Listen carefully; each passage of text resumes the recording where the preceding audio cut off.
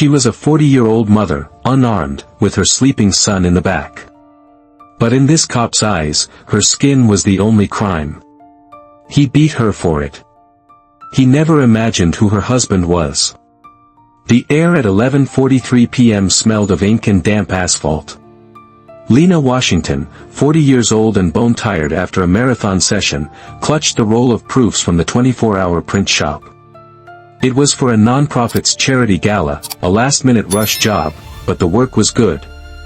In the back of her worn but reliable sedan, her 6-year-old son, Leo, was asleep, his small chest rising and falling in a steady rhythm. His favorite green toy dinosaur was clutched loosely in his hand. For a moment, watching him in the rearview mirror under the flickering industrial park lights, a wave of profound peace washed over her. It was the last peace she would feel for a long time. She had just buckled herself in, the keys in the ignition, when blinding headlights sliced through her windshield. A patrol car, stark white and blue, had glided silently in front of her, blocking her exit. No siren. No flashing lights. Just a sudden, immovable wall of authority. Lena's heart hammered against her ribs. She checked her mirrors. Empty street. She'd done nothing wrong. The phrase became a silent mantra, a shield against rising panic. The patrol car door creaked open and an officer emerged.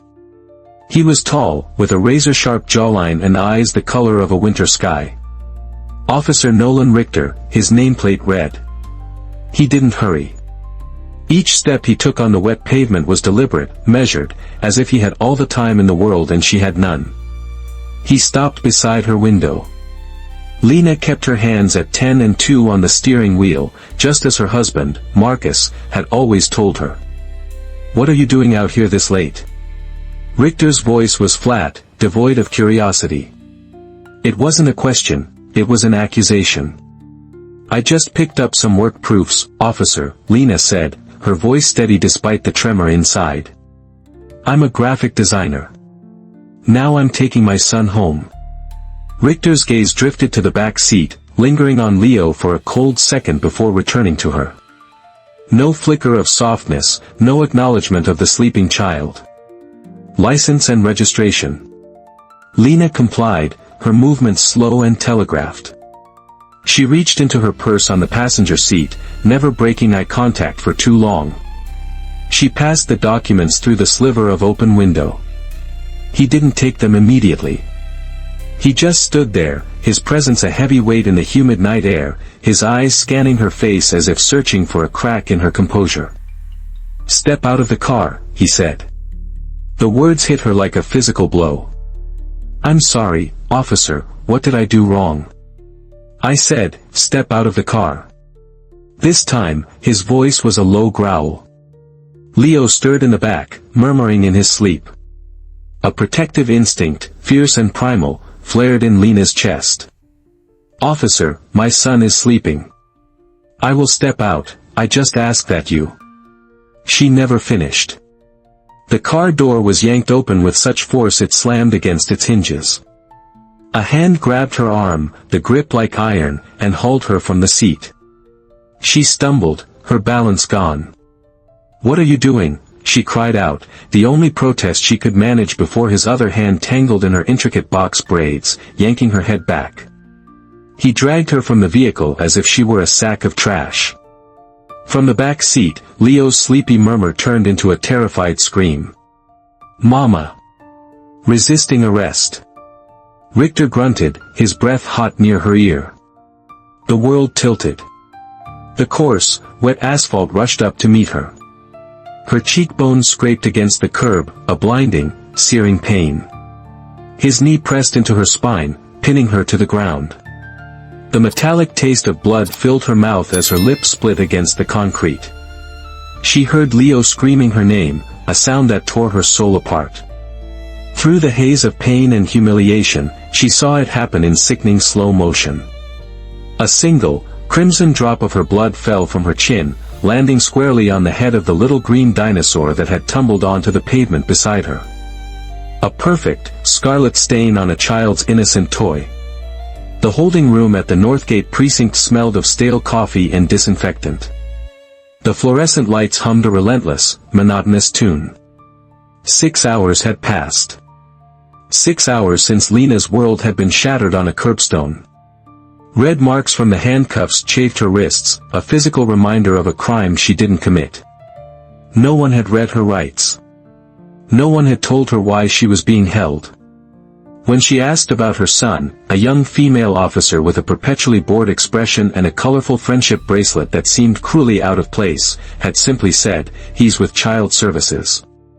It's protocol. Protocol. The word was a brick wall. Lena imagined Leo in a sterile room, wondering if she had abandoned him. Did they know he was allergic to peanuts? Did they know he couldn't sleep without his little green dinosaur, the one now sitting in an evidence bag, stained with her blood? A different officer, a portly man sipping from a styrofoam cup, finally came to speak with her. She asked to see the dashcam and bodycam footage. Federal law mandated it be on during any civilian stop. "Ah, that," the officer said, flipping through a file with a performative sigh. "Technical glitch. The files from that unit were corrupted during the upload. Unrecoverable."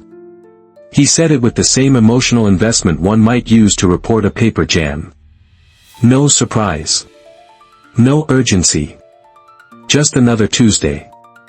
The charge, they finally told her, was failure to comply and resisting an officer. "I didn't resist," Lena said, her voice hoarse. "I didn't even have time to get out of the car." "Officer Richter's report states you had an uncooperative demeanor," the bored female officer, Schmidt, said from the doorway, clicking a pen. "That's all that's required. I want to speak to a lawyer." Officer Schmidt let out a short, sharp laugh. "A lawyer? Honey, this is just an administrative hold." "But I'm curious," she said, leaning against the doorframe, "where'd a woman like you learn to talk about lawyers?" "TV shows." The insult was designed to shrink her, to remind her of her place. "A woman like me?" Lena asked, her gaze level. "What does that mean, exactly?" Schmidt's smile vanished, replaced by the flat, empty expression of unaccountable power. She didn't have to explain. Hours later, they released her. "No charges this time," the portly officer said, handing her a plastic bag with her belongings. "But you should learn to cooperate better. It makes things easier for everyone." As Lena walked numbly down the hallway, her spirit bruised and aching, her eyes fell on a bulletin board. It was covered in memos and flyers. And there, in the center, was a glossy photo from a recent Community Day. In the picture, a smiling officer Nolan Richter was receiving a Community Hero of the Month award for rescuing a cat from a tree. He was handing a balloon to a small black child. The smile in the photo was professional, practiced, and utterly vacant. It was the most violent thing she had seen all night. Nearly 400 miles away, in a silent office overlooking the U.S. Capitol, Marcus Washington ended a call with Northgate Child Services. The voice on the other end had been professional, detached, informing him of the unfortunate incident involving his wife, Lena Washington. His expression didn't change. His breathing remained even. But inside him, a cold, quiet engine had just ignited. Marcus was a deputy director of the U.S. Marshal Service. He moved in a world of classified data, interagency task forces, and quiet, immense power. He didn't just understand the system, on some days, he was the system. And he knew, better than anyone, that atrocities like the one committed against his wife only happened when the perpetrator believed their victim had no voice, no power, and no one of consequence to call. He didn't call the precinct chief. He didn't fly into a rage. Rage was messy, emotional. Rage was a trap. Instead, he sat down at his terminal and accessed a database known internally as LEIA, Law Enforcement Interagency Analytics. It was a tool few had clearance for, a digital panopticon that connected personnel files, complaint histories, and flagged behaviors across thousands of jurisdictions. His fingers moved with cold precision across the keyboard. Agency, Northgate PD. Officer_ID, Richter, Nolan. The screen populated with data. A commendation for the cat rescue. A clean service record, on the surface.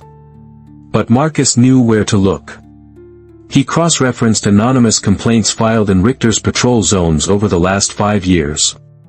A pattern emerged, faint at first, then undeniable. 4 separate excessive force complaints, all against people of color, all during late-night stops. And all dismissed. Reason, lack of corroborating evidence, or equipment malfunction. Marcus felt a cold confirmation settle in his gut. This wasn't Richter's first time. It was just the first time he'd picked the wrong victim. He initiated a new query, digging deeper, pulling from sealed internal affairs archives. He searched for social media cross-references, for any digital breadcrumbs. And then he found it. An image from a private folder, uploaded 2 years prior. It was from a precinct Halloween party, themed A Salute to History. In the center of the photo stood Nolan Richter. He wasn't wearing a costume. He was wearing a plain black t-shirt. On it was a white emblem, a 3-pointed sigil inside a shield. The Shield of Purity. A logo Marcus recognized instantly from a sealed FBI file on a regional white supremacist group. Richter's face in the photo was devoid of humor. His eyes stared into the camera, cold and certain. The internal review had dismissed it. A poor taste joke, the report concluded. No evidence of genuine affiliation. Marcus saved the image to a secure, encrypted file. He then drafted 2 separate, formal requests through the LEIA system, using his anonymous federal credentials.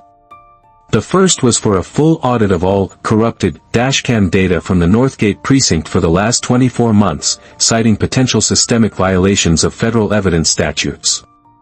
The second was for a statistical analysis of Officer Richter's traffic stops, flagged for racial disparity review under the 14th Amendment. He didn't mention his wife. He didn't mention his name. He was a ghost in the machine, a silent administrator pulling levers that the men on the ground didn't even know existed. Richter thought he was protected by a blue wall.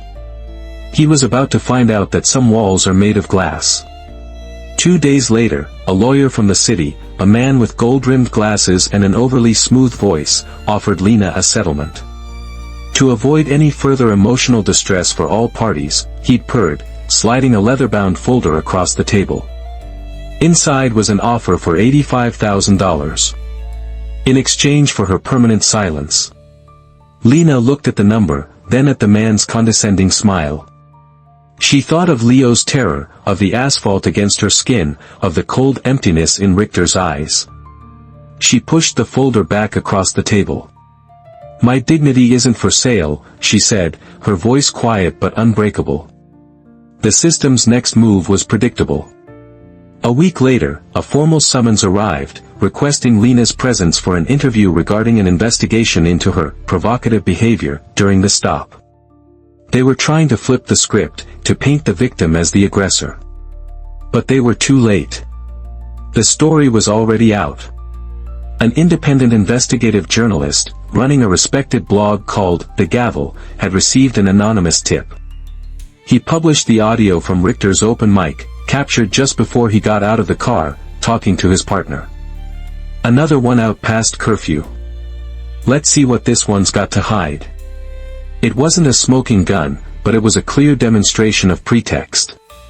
The post, which also included the leaked statistical data from Marcus's query showing Richter's extreme racial disparity in stops, went viral. The real explosion, however, came from a place no one expected. A national news program was doing a special on the unseen consequences of police encounters.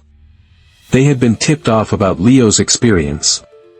With Lena and Marcus's reluctant permission, they ended their broadcast not with an interview, but with a silent, 15-second shot of a child's drawing. It was Leo's. On the screen was the image he had drawn in therapy. A small figure, his mother, lay face down. Her body was surrounded by a furious scribble of black crayon, pressed so hard the paper gleamed with a waxy, violent sheen. Beside her lay a small green dinosaur, a single, stark red dot on its head. But the most haunting part was the mother's face. It was blank, except for 2 empty circles for eyes. The image needed no narration. It was a primal scream on paper. #empty eyes began trending. The drawing became a symbol, not of violence, but of its soul-crushing aftermath. It was a wound made visible. And it opened a floodgate. An anonymous website called The Ledger appeared online. It was an interactive map of the city. Users could anonymously submit their own stories of unjust stops. Red dots began to populate the map, each one a story of humiliation, of power abused, of a complaint that went nowhere. Many of the dots clustered in the zones patrolled by Nolan Richter. Then, the first crack in the blue wall appeared. A different Northgate officer, Daniel Simmons, who had been named on The Ledger as having witnessed one of Richter's previous assaults, posted a public letter of resignation. "I stood by and said nothing," he wrote. "My silence was my complicity. I can no longer wear a uniform I have dishonored." The system, built on silent consent, was beginning to eat itself alive. The courtroom was cold, the air thick with anticipation. 6 months of legal battles had led to this. Nolan Richter sat at the defendant's table, no longer in uniform. The contemptuous smirk was gone, replaced by a tight, pale mask. He looked diminished, an ordinary man stripped of his armor. The judge delivered the verdict. Guilty. Of violating Lena Washington's civil rights through excessive force. A quiet gasp rippled through the courtroom. But then came the second part. Not guilty of the charge of racial bias. The evidence, the judge stated, showed a pattern, but did not meet the high legal standard to prove intent beyond a reasonable doubt in this specific case. It was a partial victory, a realistic one. The system had bent, but not fully broken. Lena and Marcus showed no emotion. They had expected this. The victory wasn't in the wording of the verdict. It was in the fact that there was a verdict. Richter was stripped of his badge permanently. Banned from law enforcement for life. As he left the courthouse, he walked through a gauntlet of cameras, and for the first time since this ordeal began, he bowed his head. The family didn't stay to become symbols. They declined the TV specials and book deals, moving to a small, quiet town nestled in the Blue Ridge Mountains of Virginia. When a magazine asked for a statement, Marcus sent a simple one: "When decency requires an award, it proves how indecent the system has become." One quiet afternoon, years later, a visitor to the small town library would find a simple glass display case. Inside, there were no trophies, no awards. There were just 2 items. A tarnished, expired U.S. Marshal's badge. And beside it, an open notebook. On the page, a single sentence was handwritten in elegant script. "The truest form of justice is simply refusing to look away." What Richter did was an act of hate, but what the Washingtons did was an act of faith, faith in the truth, faith in the system's capacity to, eventually, look in the mirror. Their story reminds us that sometimes, the biggest changes don't start with a roar, but with the quiet refusal to be silenced. What does courage look like to you? Share your thoughts in the comments below. And please, comment with respect for everyone who has ever had to fight for their story to be heard. If this story moved you, please like, share, and subscribe for more content that matters.